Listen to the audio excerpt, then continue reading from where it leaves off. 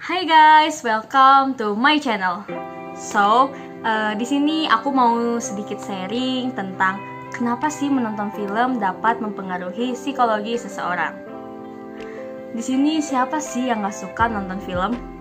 Pasti kalian semua suka kan kalau nonton film maupun series, apalagi kalau ada film yang kita suka banget ada lanjutannya, pasti kita rela nunggu sampai film berikutnya itu tayang lagi.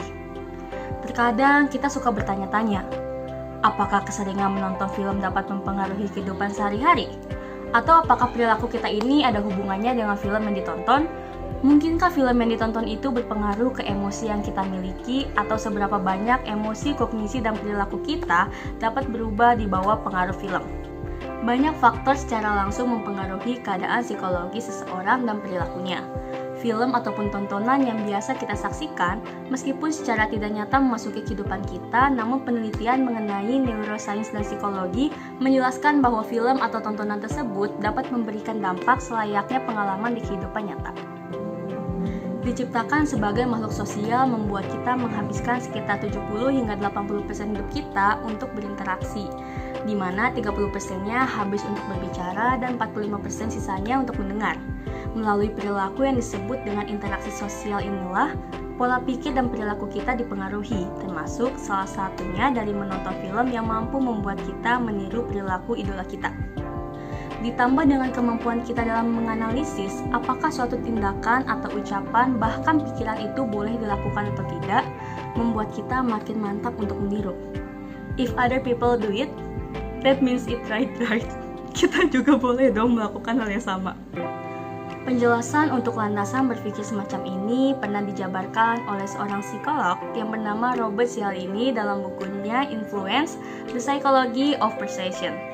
Katanya, whether the question is what to do with an empty popcorn box in a movie theater, how fast to drive on a certain stretch of highway, or how to eat the chicken at a dinner party, the actions of those around us will be important in deciding the answer. Bagaimana film dapat mempengaruhi perilaku manusia dapat dijelaskan dengan salah satu teori psikologi seperti classical conditioning. Nah, di mana film mengilustrasikan bagaimana emosi, pikiran, dan perilaku bekerjasama dengan proses biologi untuk membangkitkan persepsi dan keyakinan individu yang kemudian menghasilkan suatu perilaku. Film dapat mempengaruhi persepsi fenomena tertentu meskipun niat pembuatnya berbeda dengan konsekuensinya. Saat kita menonton film, kita mengalami emosi dan pelepasan hormon yang sama seolah-olah kita benar-benar mengalami peristiwa yang serupa, tetapi pada tingkat yang lebih rendah. Kemudian, bila terdapat peristiwa serupa muncul dalam kehidupan nyata, kita akan memberikan reaksi emosi yang serupa dengan tingkat yang lebih tinggi dan intens. Hal itu karena classical conditioning memproses suatu rangsangan atau stimulus yang awalnya tidak atau memunculkan respon tertentu pada tingkat yang rendah, diasosiasikan dengan rangsangan atau stimulus kedua yang dapat memunculkan suatu respon atau reaksi dengan tingkat yang lebih tinggi dan intens. Selain sebagai salah satu sumber pengetahuan, film memberikan beberapa manfaat kepada kesehatan mental manusia dan berfungsi sebagai lebih dari sekedar hobi ataupun hiburan. Di antaranya, meningkatkan suasana hati jika kita hidup dengan gangguan kecemasan ataupun depresi, atau stres tentang pekerjaan dan keluarga. Meluangkan waktu untuk menonton film dapat membantu meningkatkan suasana hati. Nah, penelitian yang dilakukan oleh William K. Goodman mengenai kesehatan mental pada 2016 menemukan bahwa menikmati kegiatan rekreasi seperti menonton film dapat meningkatkan suasana hati dan mengurangi gejala depresi. Menonton film yang menyenangkan seperti komedi musikal ataupun romantic komedi dapat memberikan kita waktu untuk istirahat ataupun relaksasi, yang akhirnya hal itu menjadi pengalih perhatian yang kita butuhkan untuk bersantai setelah hari yang panjang. Selain relaksasi, ada manfaat untuk motivasi. Menonton film bisa menjadi motivasi banyak hal. Memberikan pikiran kita istirahat dari pekerjaan untuk sesuatu yang menyenangkan dapat memotivasi kita untuk menjadi lebih produktif.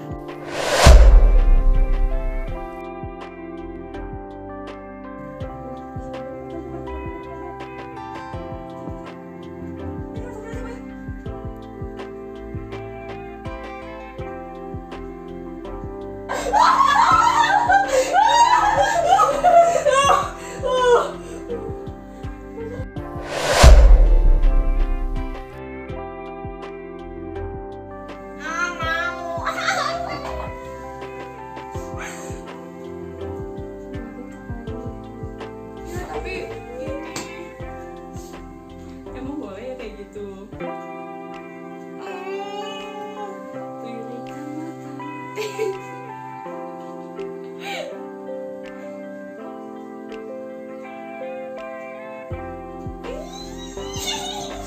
Gue gak ngerti bahasanya. Gak ada subtitle.